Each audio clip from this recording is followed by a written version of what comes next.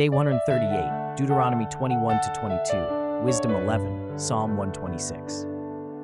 In today's reading from Deuteronomy, God gives Israel practical laws for living as his holy people. From matters of justice to protecting the weak, God shows that his covenant reaches every detail of life. His people are called to live with compassion, fairness, and obedience, reflecting his holiness in their daily actions.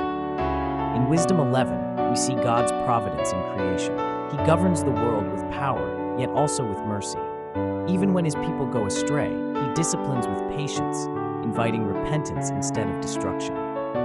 This chapter reminds us that God's wisdom balances justice with compassion, guiding the universe with order and care. Psalm 126 sings of restoration. When the Lord restored the fortunes of Zion, we were like those who dream. What once seemed impossible became reality. Sorrow was turned into laughter, exile into freedom, mourning into joy. The psalm teaches us that though we may sow in tears in God's time, we will reap with shouts of joy. Today's message is hope. God restores, renews, and redeems. Even in our hardest seasons, he is preparing a harvest of joy. Trust him. Your tears are never wasted.